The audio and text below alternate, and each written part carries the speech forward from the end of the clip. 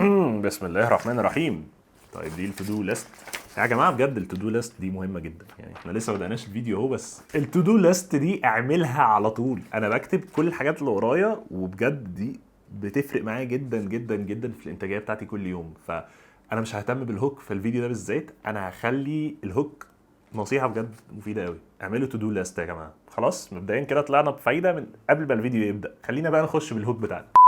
ازاي الكلام الاقل بيكون له تاثير اكبر؟ هو انا مش عشان اثر في الناس المفروض اتكلم كتير ويكون كلامي قوي ومدروس وبيعرف ياثر في الناس ازاي كويس قوي. بالعكس، ممكن جدا قله كلامك تبقى مؤثره اكتر بكتير. قبل ما اقول لك ازاي ده بيحصل، هقول لك ان انت لو اول مره تشوفني على اليوتيوب يا ريت تشترك في القناه لو انت لسه ما اشتركتش، ولو انت بتحب النوع ده من الفيديوهات. طيب خليني بقى احكي لك قصه سريعه كده تبين لك انت ليه محتاج تتكلم اقل. كان في واحد زمان زمان قوي سنه 554 قبل الميلاد، بس صدقني هو رقم مش مهم خلاص عشان ملوش اي قيمه في القصه اللي احنا هنحكيها. بس لازم اقول لك بقى 545 ولا 554 قبل الميلاد عشان تبقى مركز معايا كده، اللي هو ده حصل بجد، هو حصل بجد عامه. المهم هو واحد اسمه كريولانوس، كان بطل الحرب والمعارك في روما، وكان ليه سمعه قويه جدا من كتر ما هو كان قوي، وكان نتائجه في الحرب رهيبه. كان بيتحكي عنه اساطير وروايات كتير قوي، وكان على طول بيحارب. فكره ان هو كان على طول في ارض المعركه كانت مخلياه في روما نفسها هو واحد بيتحكي عنه اساطير بس محدش يعرفه شخصيا. طب ودي كانت حاجه حلوه ولا حاجه وحشه؟ كانت حاجه تحفه،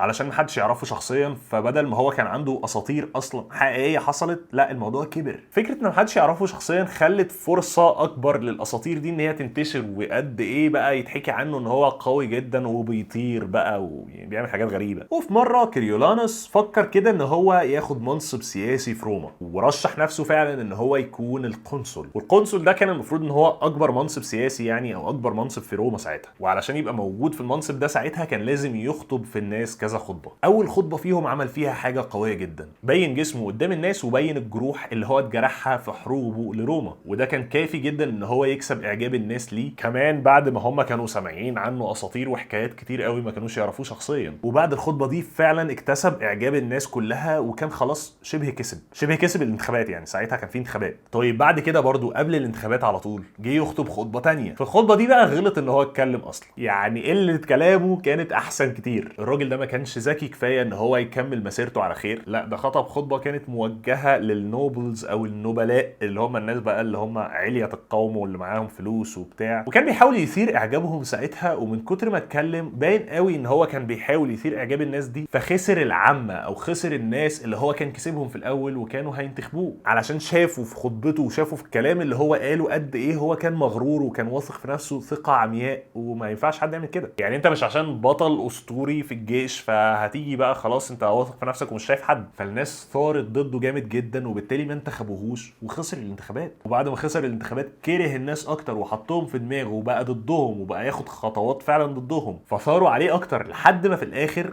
كل الكلام ده ادى بيه لان هو اتحبس مدى الحياه. طب كل ده ليه؟ كل ده علشان اتكلم زياده عن اللزوم. علشان نبقى منصفين، ممكن يكون ما كانش حكيم حتى في كلامه، ان هو استهدف ناس معينه واهمل ناس تانية وهي الاهم ساعتها، لكن كتر الكلام دايما بيوقعك في الغلط. وده اللي حصل ساعتها، ان هو كتر كلامه وقعه في كذا غلطه كذا غلطه هو كان في غنى عنهم لو ما اتكلمش. وكل الكلام ده يبين لك ويبين لي 3 حاجات انت فعلا المفروض تتكلم اقل علشانها، وازاي فعلا ده هيكون مؤثر اكتر بكتير من ان انت لو اتكلمت. او علشان نكون دقيقين، هيكون تاثيره افضل بكتير من ان انت لو اتكلمت كتير. اول سبب فيهم ان انت لو اتكلمت كتير غالبا ده ممكن يخلي الناس تفهمك غلط وممكن يوقعك في الغلط اصلا. دايما الفكره القويه او المبدا القوي بيكون تعبير عنه في كلام قصير قوي. انت لو عندك فكره قويه وفاهمها كويس هتعبر عنها بكلام قليل، مش هتستهلك كلام كتير. ولو حاولت تعبر عنها بكلام كتير قوي فانت غالبا مش عارف تعبر عنها، وكلامك هيبوظها وهيبوظ شكلك، مش هيخليها احسن اطلاقا. تاني سبب انت ليه المفروض ما تتكلمش كتير فعلا، ان انت كل ما هتقلل كلامك كل ما هيزيد فضول الناس عنك، كل ما ده هيخلي الناس اللي قدامك تتخيل عنك حاجات كتير قوي واساطير كتير قوي ممكن تكون حقيقيه وممكن تكون مش حقيقيه. بس من الاخر ده هيخلي الناس ترسم في دماغها رسمه كبيره قوي عنك وخطيره جدا عنك، فتبقى انت ليك وضع معين في دماغهم انت تحب ان انت تكون فيه. عارف زي مثلا ما المنتخب او النادي الاهلي او نادي الزمالك او ايا كان يلاعب منتخب او نادي كبير قوي هو ما لعبوش قبل كده، احنا ما بنبقاش عارفين ايه اللي ممكن يحصل. احنا بنشوف النوادي الكبيره دي مثلا في التلفزيون وبنشوف ان هم جامدين جدا، بس احنا ما لعبناش قدامهم، ما شفناش السيتويشن ده او الحاله دي قبل كده، ان مصر مثلا تلعب البرازيل. شفناها مره زمان قوي، بس الفكره ان ده بيخليك انت بترسم حاجات كتير في دماغك عنهم ممكن جدا تكون مش حقيقيه. دول هيكسبونا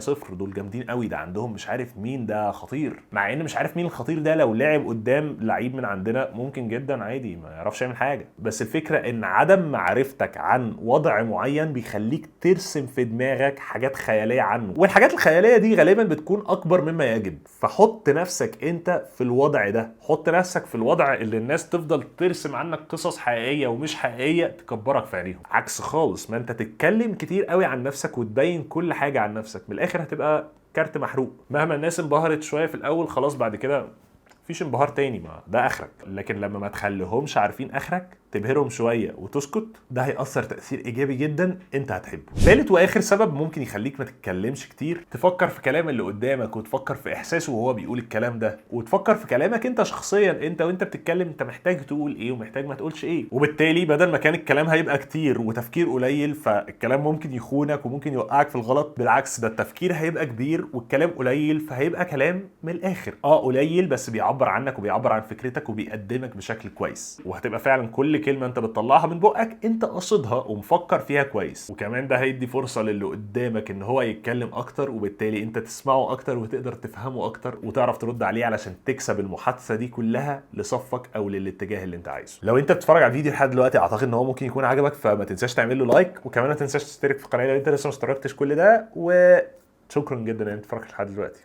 بس كده، سلام عليكم.